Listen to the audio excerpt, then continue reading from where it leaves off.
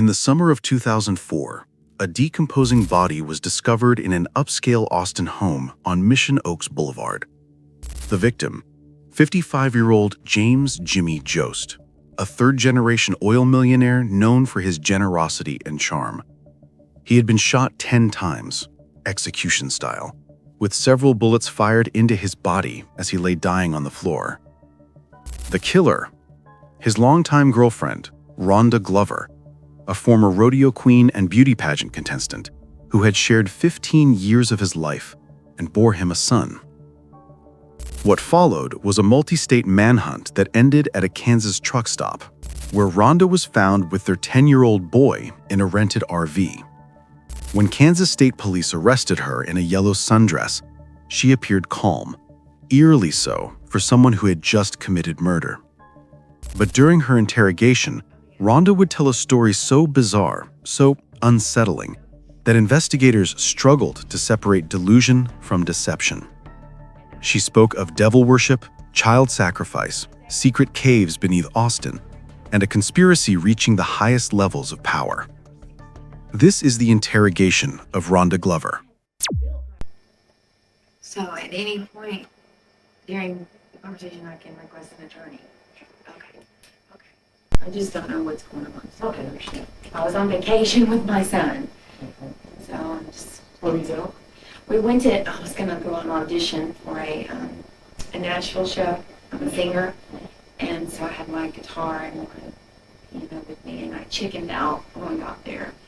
I got really chicken. We went to Nashville, and then we went to Memphis, and then we were going to go to Aspen. I had some friends that were in Aspen. And it's such a long ride from Tennessee. I was like, I got almost there, and it was like 560 miles. Once I got to Kansas, I was like, oh my God, it's too far.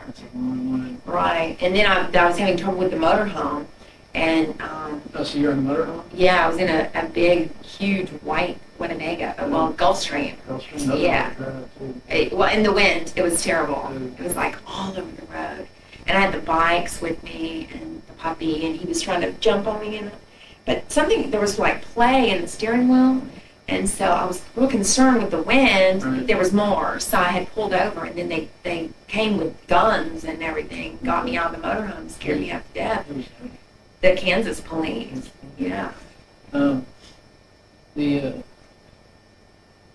sorry, where'd you go? You say you're going to Aspen and you were in Memphis? Yeah, we went from Tennessee up to 55 to 70, which is straight down the freeway. Where were you from? Nashville. Where'd y'all go? Did you actually try this one? Chicken Mountain. Yeah, and I'm kind of glad I did, because when we got to Memphis, we went to Liberty Land, and they had a little recording studio, and I go in there to record a song that I used to do on stage, and I had lost my voice. I'm kind of glad I did, because I knew it wasn't a good day. Well, no, I just didn't want to how Simon does everybody. This is kind of like the country and western side of it. And that's what I did, was gospel and country and western. So. Anyway. I see what. Yeah, I got. Sorry. These are so tight. Every time I walk. Unfortunately, that's they're the feds, U.S. Marshal. I know they're up against their ankle. If you lift them up like that, they get tighter, obviously, because you're like. I know, but it hurts their ankle. We'd like to remove them, but that's I know. U.S. Marshal. And I'm sorry, but just I take them off that way. We asked if we could. Where'd you go to Memphis? I was in San Antonio. We were at Texas Ski Ranch and Boulevard. Yeah. What was that? I was there for like a week. I was there in San Antonio for like a week. And from the 17th to the, I got the motorhome on the 20th, I think. Where's your from? In Bernie, way out in up I-10. You remember where? Yeah, American Dream Vacations. Mm-hmm. Yeah. And it was a luxury bus. Just out of curiosity, this had nothing to do with independence. It was a lot. It was a lot. $360 a day. Ooh. But it's worth it though, because everybody's so nice in RV campgrounds, and there's families there. Like in in Nashville we stayed at Jellystone, which was Yogi Bear's deal. And so they had a bunch of kids and That's neat. because I would take them. Yeah, John Jones. Mm-hmm. Yeah. Before San Antonio, or after San Antonio, We went to Austin, and I went to Smithville because I have a check that Bastrop, the dealership, is supposed to pay me. My bank paid. I paid them cash for a Suburban, and they in 2000, and then the bank paid them also. So we're kind of waiting for so that. they owe you some. They owe me like $40,000, a lot of money. And so I went to Smithville and I visited my friend Dr. Joe, and he went to Houston with me to get some more of my things. I'd forgotten my guitar and some other stuff that I needed, like the amplifier and some other stuff. And so, Dr. Joe. he's an endocrinologist. He's a good friend of mine, Dr. Joe Giuliano. And, yeah, and he's on dialysis. He's blind. Yeah, I know. Lost his eyesight to diabetes, but he's a good friend of mine. And so we spent the day with Dr. Joe, went to Houston, and took him for lunch. And then we went to Texas Ski Ranch. My son took skateboarding lessons. And then I went to Austin because I have a home that I sold to my ex. And he gave me $100,000 equity on it, and I tried to get all the paperwork switched into his name because he's a co-signer on that house too. And he wanted to keep the house. And he was worshiping the devil and told my mother that that Lucifer was going to come into my son and become the Holy Spirit. Yeah. And he was smoking crack. See, I called the police on him in Austin many times because of his behavior, okay? And he was doing drugs.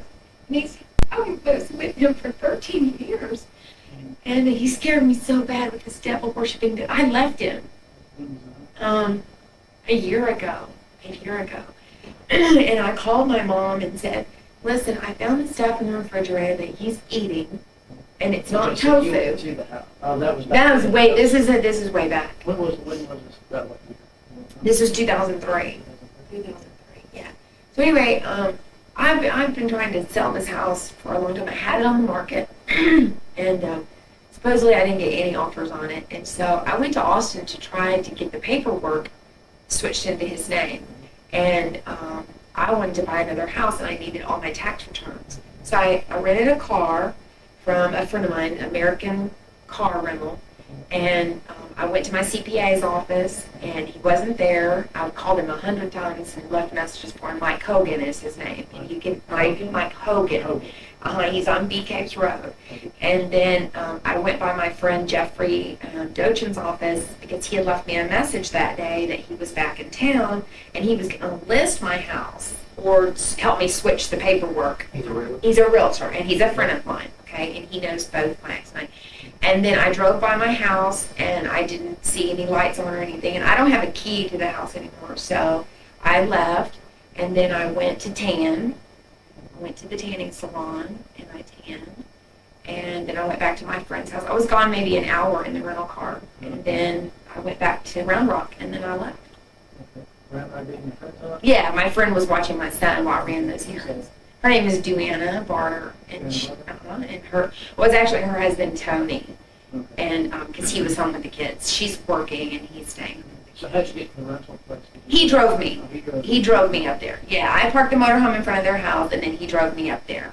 And so And what kind of rental car should you have? I just basic. I think it's a Ford Taurus. Ford Taurus? Okay, and it was American? American Auto Rental or something. Yeah. Where's that? It's in Lakeway. A friend of mine owns that too. You remember his name? Wes. Back to West while you were there? Yeah. Yeah, both times. What time did you call it? Well, Tony had to run one of his ladies. What is this about? I'm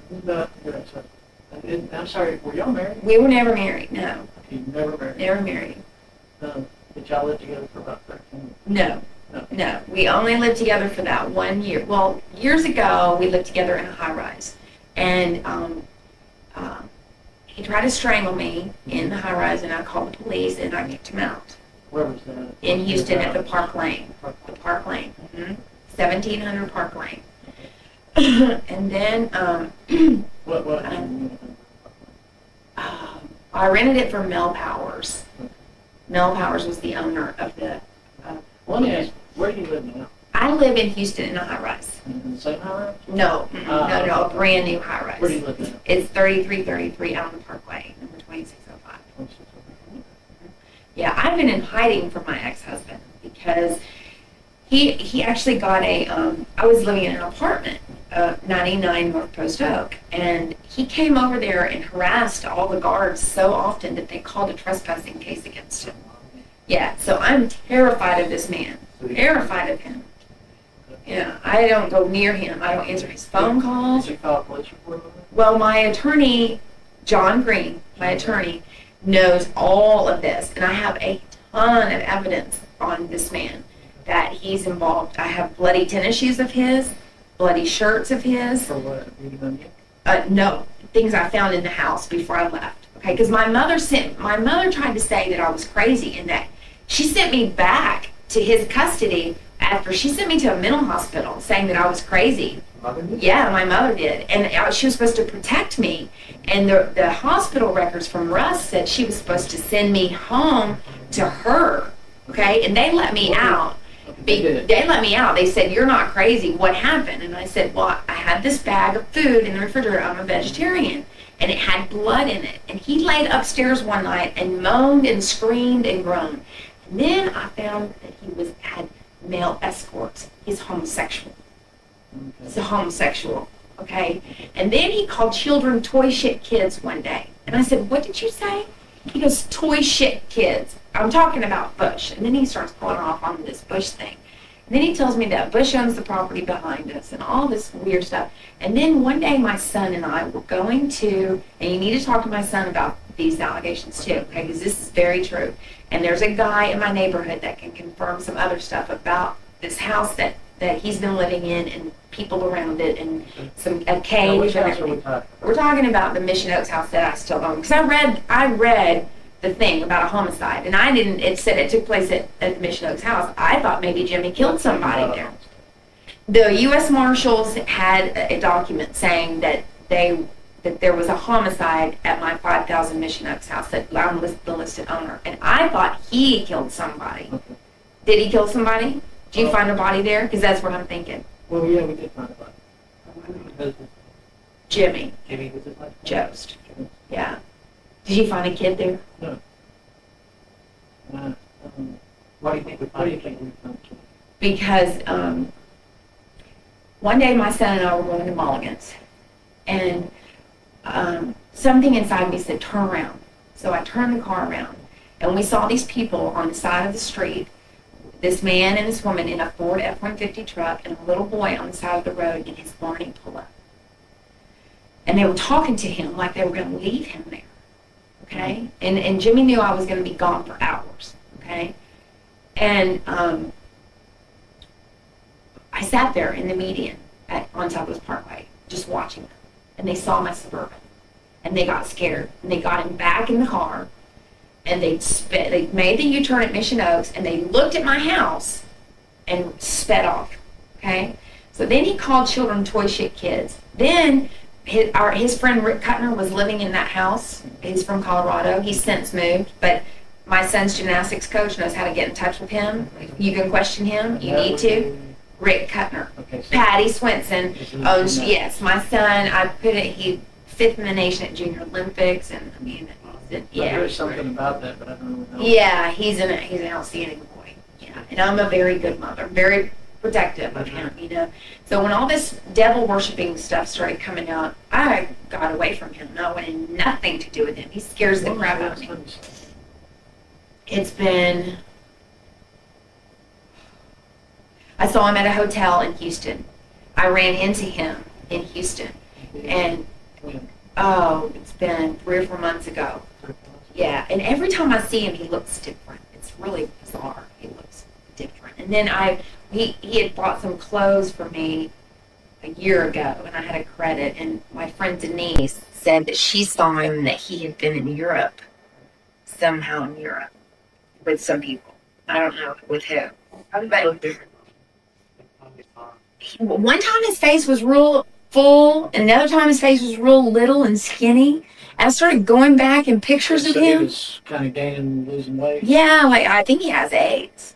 I think he has because AIDS. of his appearance or something. Well, because of his homosexual activity, you know. But well, let me finish about this little boy. Let me finish about this because this bothers me. Okay, so my friend Rick and I, Rick says when he came back to my house, from Colorado, because I was gone. Okay. And he came to the house and he said it was destroyed, that there was stuff everywhere, and that Jimmy looked like he had lost his mind. Okay. Completely lost his mind. And then I went out to the trash and there was these pieces of first there was a piece of candy in the bedroom and it was freshly chewed gum, like a little kid's gum, you know, like bubble yum, like Right. something my son would chew. My son had been gone with my mother for months. Right. Okay. What was it? Last year. Okay. Late last year? Oh, well. It was maybe it was around January, February when I was back So earlier. last- Yeah, early last year. Because I left him in September. September of 2000. Yeah, September of 2003 is when I left him. Okay. And so I found this piece of candy, so I kept it. And then I went to the trash can, and there was another piece of candy, a lollipop, and I have this evidence. Okay. And I went into the bathroom and there was a candle that had been burning in the bathtub. And it had like a piece of an ear on it. It was really strange. So I took a nail file and I stuck it under there and I popped it in and I put it in plastic and I took it to a DNA place. So they had my DNA, my son's DNA, Jimmy's DNA, and then this evidence. What DNA place did you take? Identigene in Houston. Okay, because I was convinced he's involved in murders. Convinced Jimmy is involved in murders. And she said, okay, well, here's the deal. Here's the DNA from the candy, 2 different DNAs of a male. And then the candle wax had a male and female DNA in it, and it's not yours and it's not Jimmy's. Burning on a candle. Okay? So then my told Patty, I said, you know, look around this house, and if you see something weird, let me know. Well, in the backyard, when I was there was these things that popped up out of the ground, like body-looking molds, you know, up out of the ground. And since he's landscaped the backyard. Well, How the police was. yeah. Oh, yeah. They think I'm nuts. Did you call Okay? the Austin police? Oh, yeah. Yeah. Oh, yeah, I sure did. There's a police report on it, too. Okay? And and Rick Kuttner was saying, you know, Ron, I just don't think any of this is going on. I think you're crazy. And I said, I'm not. This is going on.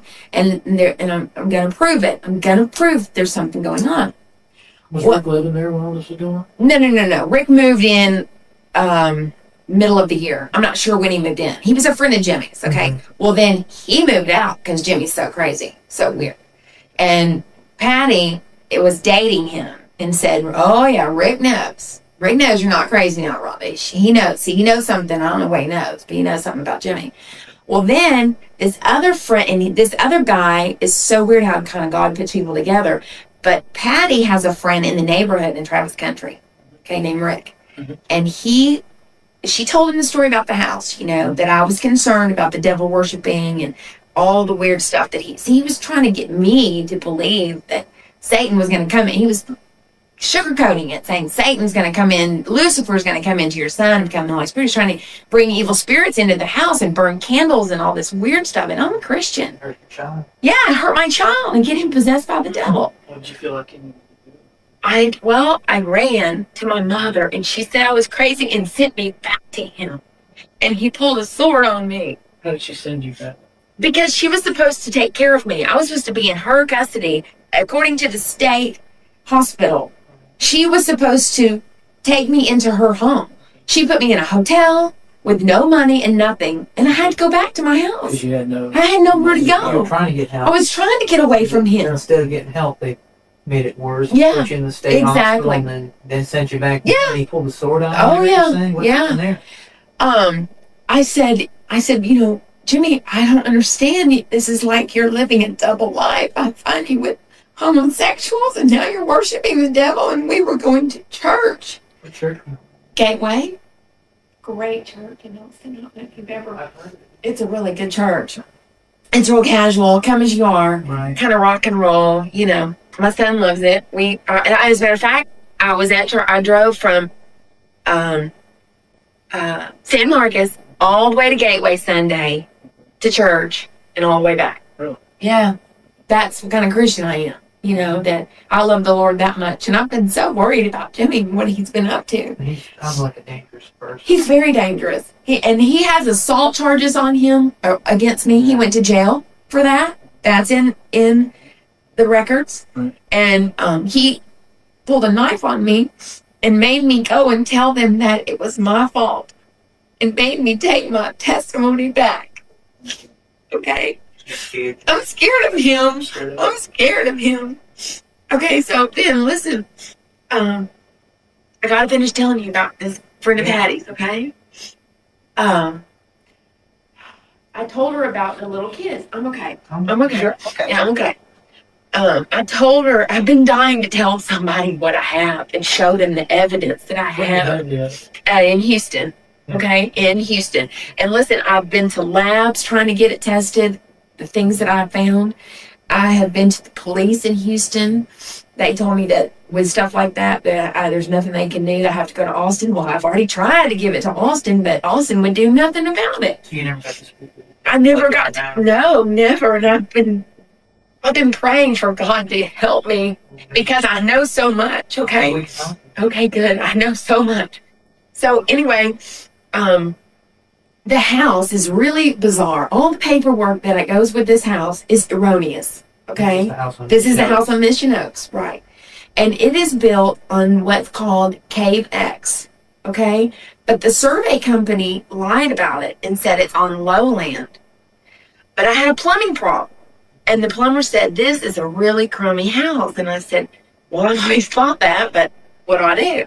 And he said, you need an inspector. So I had it inspected. And the inspector was terrified when he left. And he wouldn't say all the stuff he found. Mm-hmm. And he was like, hush, hush about everything. Just ready to get out. Yeah, ready to get out of there. And like there's a bow in the wall. Well, I started crawling around with flashlights and taking pictures of everything. And I found this picture, and I have it in Houston, okay? I really want y'all's help, okay? I want y'all to see all this. Where is it? It's in my high rise. Okay, I'll give you permission. You can't go unless I give you permission. I'll give you written permission with my driver's license, so you can go and get it. Okay. It's in a bag, and gnats crawl around it all the time. I got gnats in my house for bananas in the refrigerator, and they found their way to this closet to this bag. Okay. There's a shaver that he shaved up red stuff. I don't know. I think it smells like blood in carpet. There's two shoes. There's a black shoe and a white tennis shoe that has blood all over it. There is a jean shirt that has blood all over it. There's the candy, the candle wax.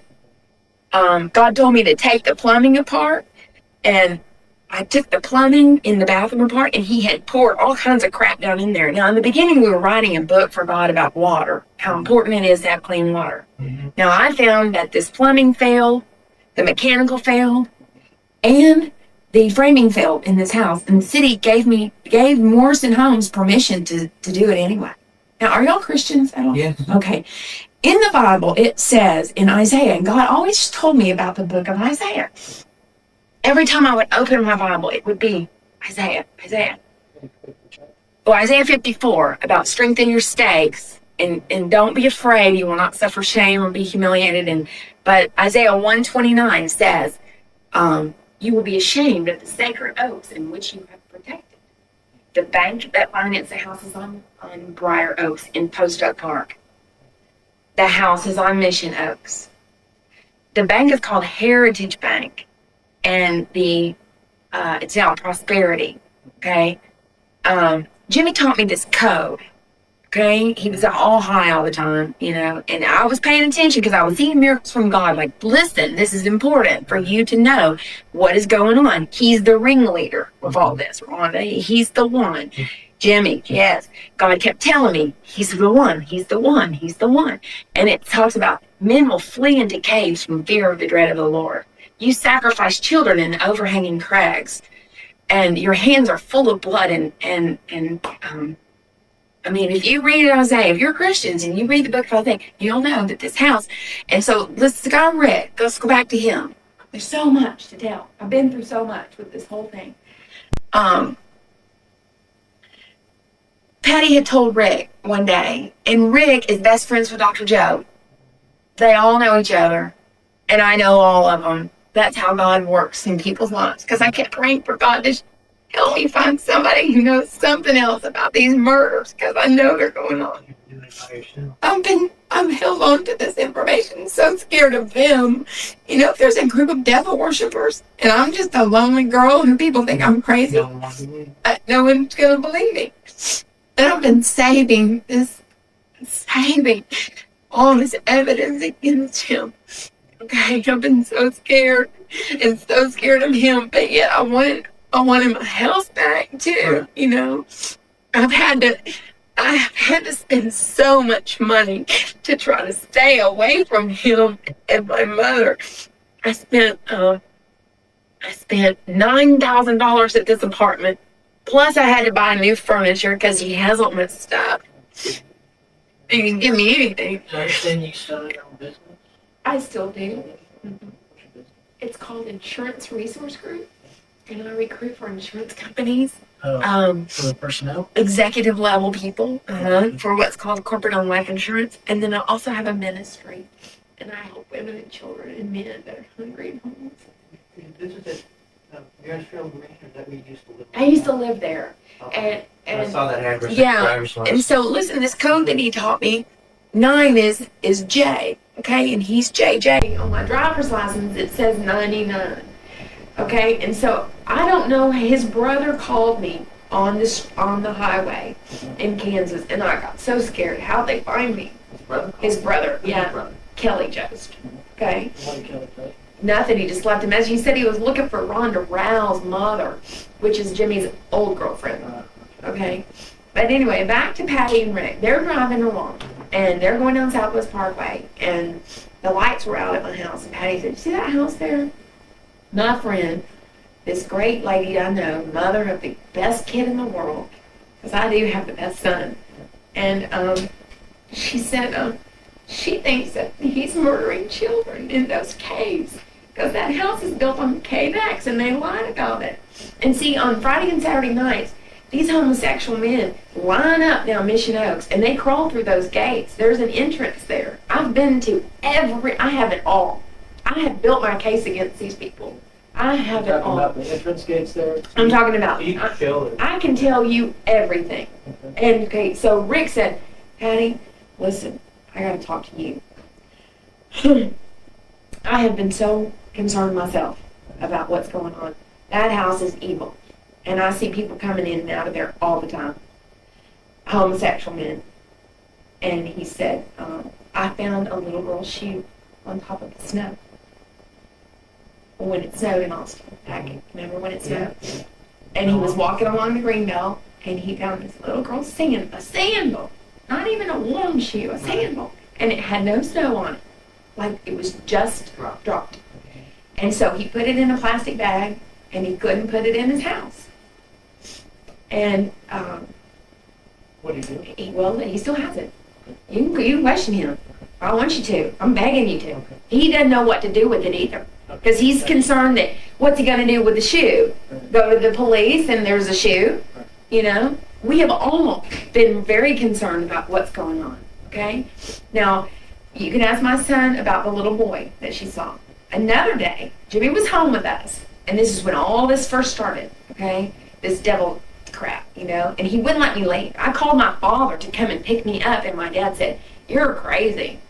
You're crazy, Rhonda. You've lost your mind." Because Jimmy, you know the Bible says the devil masquerades himself as an angel of light? Well, that's what he would, put out there for everybody. You know, but behind closed doors, I was terrified of him. So he would make everyone think that he was this great person, but Mhm. behind closed doors he was pure evil. Yeah. So, and then when I found the homosexual thing, I had to get out of there.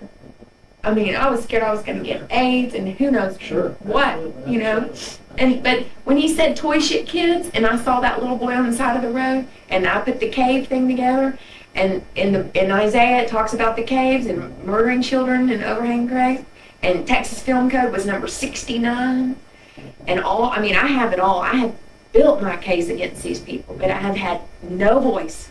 I have had no voice. So Rick brings these spiritual people from Houston, these 3 friends, and they're all Christians. His mother is a minister in the Church of Christian Science, which I have been studying that, and I think this woman is fantastic, you know. And I spent a lot of time with him on the phone, and I sent him the maps to the caves, okay? And the Edwardsographer people said, they're lying, Rhonda. That house is on Cave X. It's a big cave, okay? There's a entrance on Regent's school property, and there is constantly cars over there. And the house itself is built on state parkland, my Mission Oaks house. It has no permits to be built on parkland.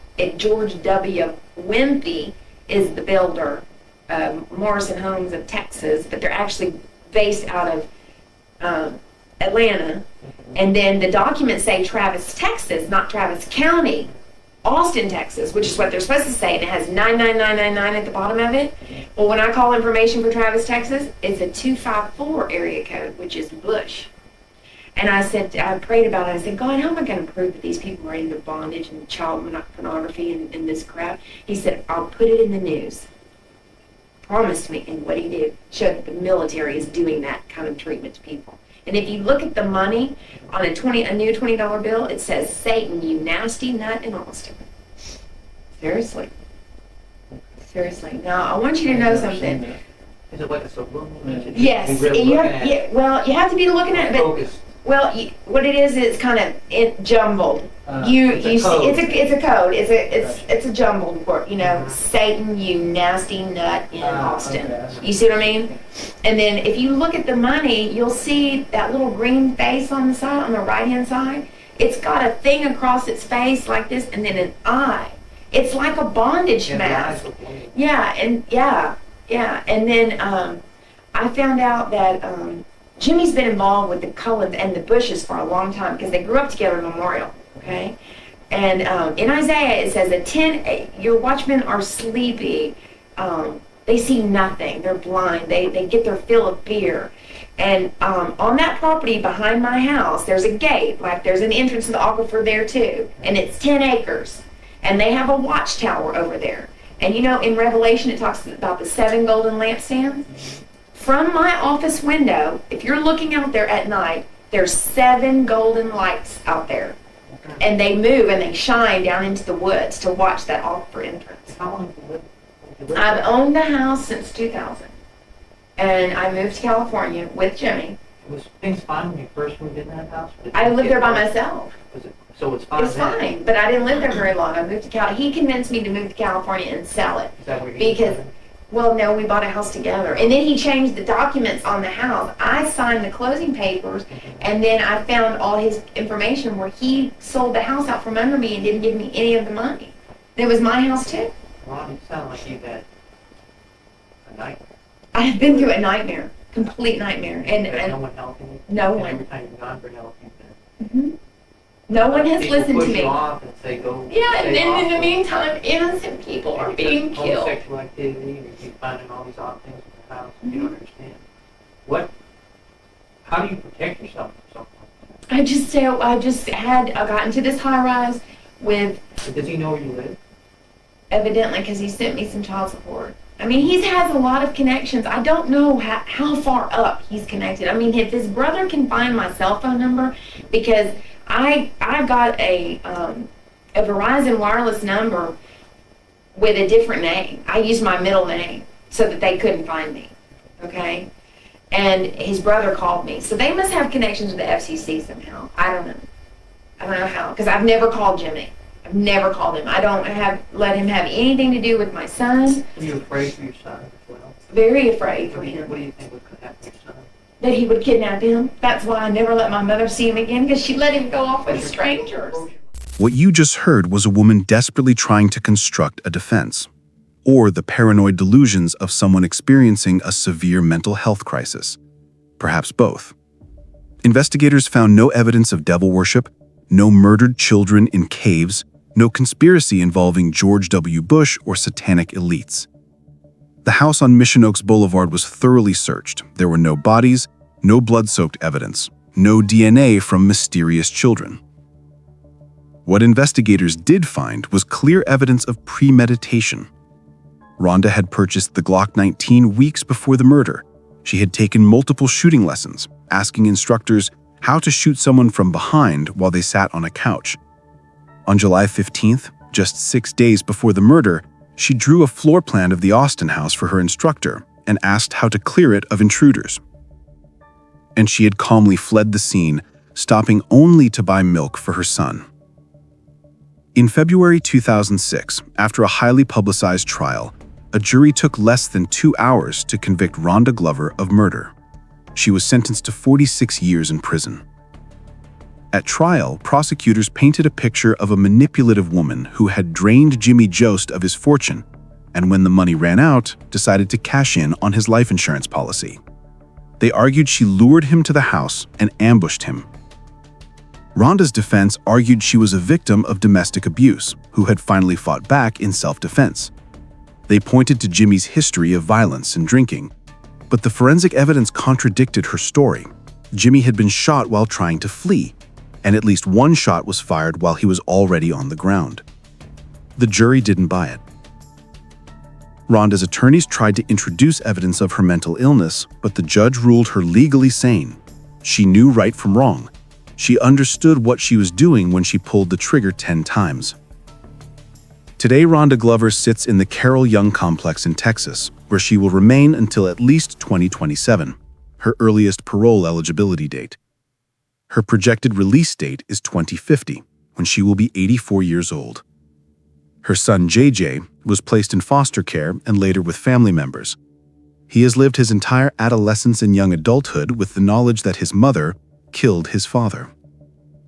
Jimmy Joste's friends and family remember him as a generous, fun-loving man with a fatal weakness: his devotion to a beautiful, troubled woman. His memorial service was held at St. Martin's Episcopal Church in Houston, attended by dozens of friends from the oil industry and beyond. In his obituary, his brother Kelly wrote, "Jimmy's amazing love and devotion to his son was evident to all his friends. He will be missed deeply." A fund was established for JJ's education, a final gift from the father who could never say no to the people he loved. So what do we make of Rhonda Glover? Was she a cold-blooded killer who fabricated an insanity defense? Or was she a deeply mentally ill woman who genuinely believed the horrific conspiracy theories she recounted to police? Perhaps both. The most disturbing possibility is that she was both, that her paranoid delusions convinced her Jimmy was a threat, leading her to plan and execute her murder with chilling efficiency. What remains undeniable is this. On July 21, 2004, a 55-year-old man who had loved and provided for a woman for 15 years was shot to death in his own home. His killer fled with their son, and when caught, spun a tale so fantastical that it seemed designed to be dismissed. The interrogation you just heard offers a rare, unfiltered look into the mind of someone at the intersection of mental illness, manipulation, and murder. It raises uncomfortable questions about how our justice system handles defendants with severe psychological conditions, and whether being legally sane is the same as being truly rational. One thing is certain: there are no winners in this story. Jimmy Joste is dead. Rhonda Glover will spend most of her remaining life in prison, and a young boy lost both his parents on the same terrible day. This is the legacy of a relationship built on obsession, excess, and ultimately, destruction. Rhonda Glover remains incarcerated at the Carroll Young Complex in Dickinson, Texas. She will be eligible for parole in 2027. Jimmy Joste is buried in Houston. Their son's whereabouts are protected for privacy.